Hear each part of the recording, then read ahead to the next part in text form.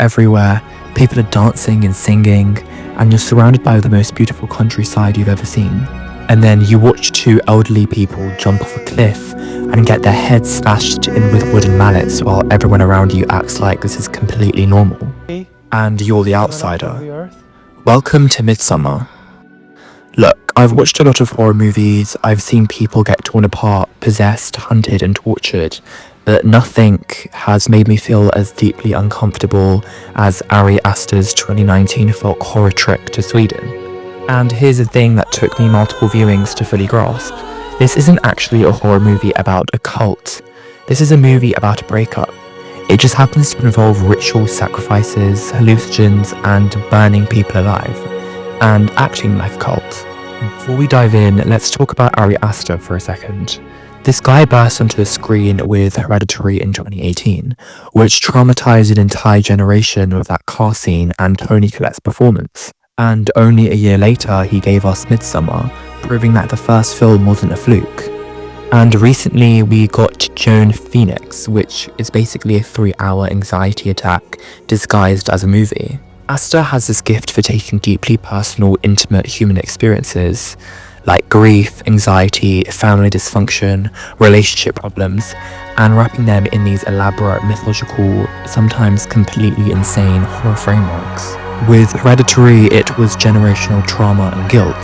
With Beau is Afraid, it was mommy issues taken to their most absurd extreme. And with Midsommar, it's the question, what do you do when the person you're with makes you feel more alone than actually being alone? Now, spoiler warning, obviously, we're about to tear this film apart piece by piece. So if you haven't seen it, stop right now, go watch it, and then come back. Trust me, this film needs to be experienced. Part 1, the worst way to start a movie. Midsommar opens with a dread, like immediate suffering dread. Dani gets this email from my sister and it's one of those messages that make your stomach drop. She's panicking, calling her sister over and over, and then she does what anyone else would do. She calls her boyfriend Christian for support. And this is where Aster shows us everything we need to know about their relationship in one scene. Christian is with the boys, they're clearly annoyed that he's on the phone with Dani again, and when he talks to her, there's this exhaustion in his voice. No compassion, no concern, exhaustion, like she's inconveniencing him by having a mental breakdown about her potential suicidal sister. His friend Mark literally says, "You got to break up with her," right before Christian picks up the phone. That's the vibe we're working with here. Then we get the worst possible outcome. Dani's sister has killed herself and their parents in a murder-suicide. It's brutal, it's devastating, and Aster shows us the aftermath in this haunting way. The bodies, the hose, the exhaust. Dani's entire family is just gone in one night. Now, here's where the relationship toxicity really kicks in. Christian can't break up with her now. Like, what kind of monster breaks up with someone right after their entire family dies? So he's stuck, and instead of his tragedy bringing them closer, it creates his resentment. He feels trapped, and she can feel that he doesn't really want to be there.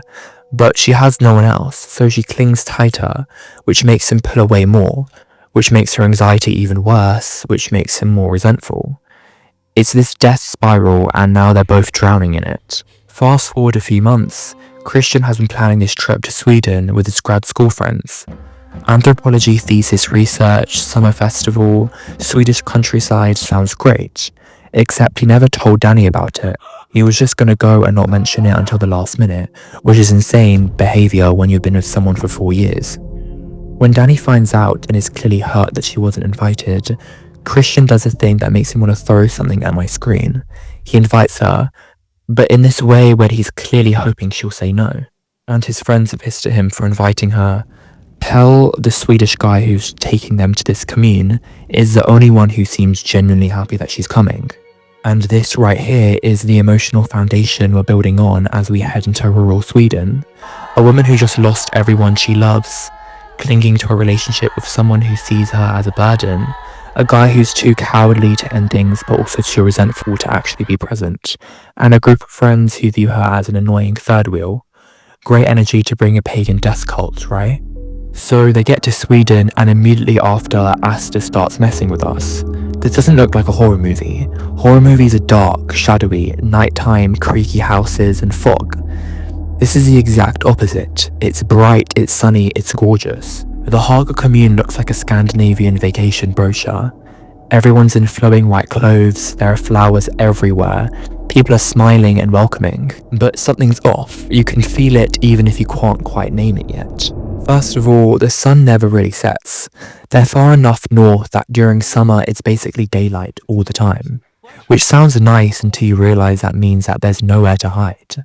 No darkness to escape into, no shadows to conceal what's happening. Everything is visible, exposed and out in the open. Then there's the way the Haga people move. They're synchronized in this unsettling way. When one person breathes, others breathe with them. When someone cries, others join in.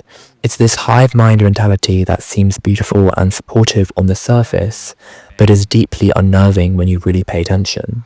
The group does shrooms pretty early on, and this is where Aster's visual genius kicks in.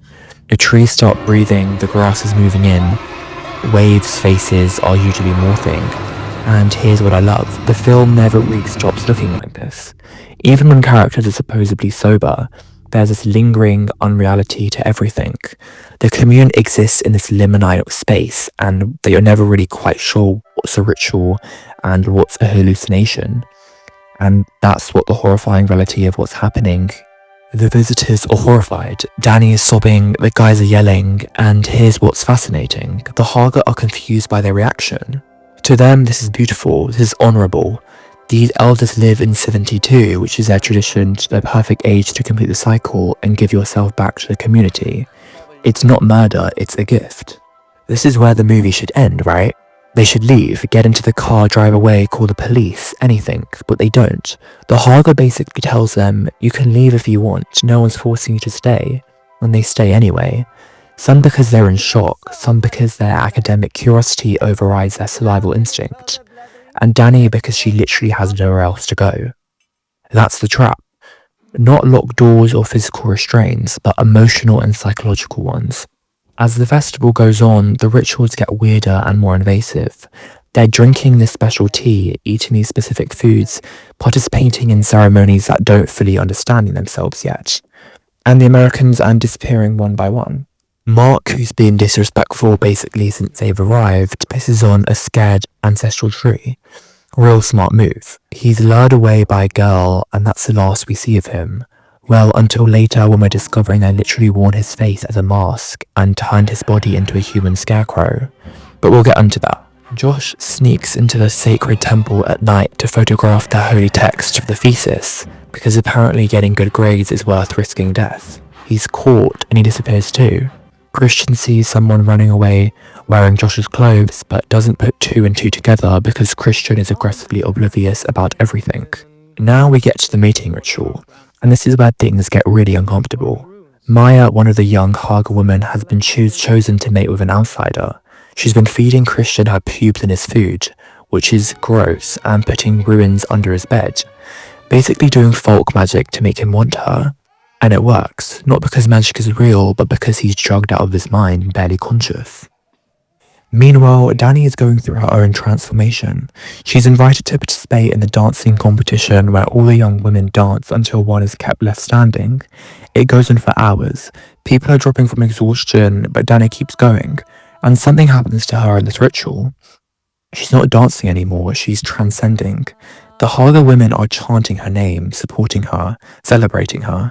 She wins and she's crowned the May Queen, this huge honour in their tradition. And for the first time since her family died, maybe for the first time in their entire relationship with Christian, she feels genuinely happy. She belongs to something. Those people see her, value her and respect her. The aura of Midsommar isn't really the gore or the pain rituals. It's watching someone so starved from connection and validation that a literal cult death feels like family. So what does this movie actually mean? Strip away the family rituals and violence and the Swedish folk costumes and you're left with a story that's painfully relatable. This is a film that happens when you're in a relationship that's already dead. You're both too scared or too comfortable. Christian doesn't love Dani. I don't think he ever really did. Or if he did, it died a long time ago. He's with her out of habit, out of obligation, out of not wanting to be the bad guy. and Dani knows this on some level, but she can't go because she's terrified of being alone. The Haga represents something that's both beautiful and horrifying. Complete emotional availability taken to its absolute extreme. Nothing is private anymore, nothing is individual. Your pain is everyone's pain, and so is your joy. That's the horror. Not that evil exists, but that evil can feel like love when you've been starved from it for a long time. So, Midsommar, a breakup movie disguised as folk horror, a film about finding yourself by literally burning your past to the ground, and somehow, despite all the death and manipulation and horror, that final image of Dani smiling doesn't feel entirely tragic. It feels like freedom. So what do you think? Was Dani liberated or brainwashed? Was she a hero or a villain? Let me know in the comments. And if you made it this far, thanks for watching. Hit the button for subscription if you haven't already, and I'll see you for the next one.